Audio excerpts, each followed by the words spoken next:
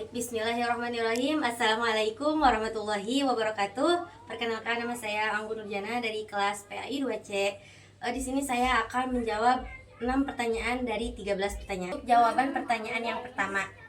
Ilmu pendidikan Islam tetap relevan di era digital, memuat nilai-nilai dasar yang bersifat universal dan sepanjang zaman, seperti adab, akhlak, dan integritas.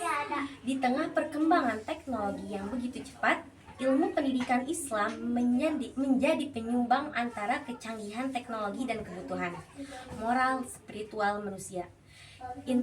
Integrasi nilai-nilai Islam sebagai upaya membentuk generasi yang tidak hanya cerdas secara intelektual, tetapi juga ketat secara spiritual, beradab, dan berakhlakul karimah. Pertanyaan nomor 2. Perbedaan orientasi antara pendidikan Islam dan Barat terletak pada landasan filosofis. Pendidikan Islam berbasis tauhid, menekankan pembentukan akhlak dan hubungan manusia dengan Allah. Sedangkan pendidikan Barat cenderung sekuler, memisahkan aspek spiritual dari sains dan teknologi. Selanjutnya nomor 3.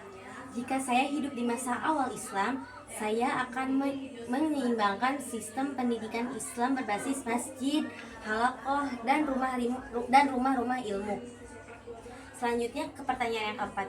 Pesantren mampu bertahan karena kekuatannya terletak pada keteguhan prinsip, kedalaman tradisi, dan keterikatan santri dan kiai secara spiritual atau ruhiyah. Selain itu, pesantren memiliki fleksibilitas dalam mengadaptasi perubahan zaman tanpa meninggalkan ruh keilmuannya di masa depan. Pertanyaan nomor 5. Untuk menyinergikan pendidikan formal, informal, dan non-formal, saya akan membangun pola pendidikan terpadu yang tidak hanya mengejar capaian akademik, tetapi saya membangun karakter melalui kegiatan keagamaan, sosial, dan kultural.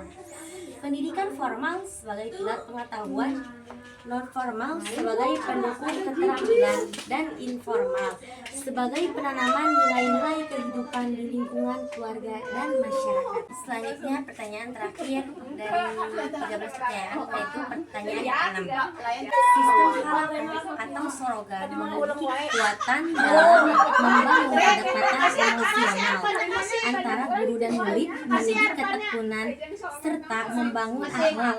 Kelemahannya adalah metode ini lebih lambat jika dibandingkan sistem klasikal modern dalam menjangkau peserta didik secara massal. Namun metode ini masih sangat relevan atau lebih diadopsi terutama dalam pembentukan akidah dan karakter. Mungkin cukup sekian jawaban pertanyaan dari Bapak, kurang lebihnya tolong dimaafkan. Sekian, wallahul muwaffiq ila aqwamit thoriq. Wassalamualaikum warahmatullahi wabarakatuh.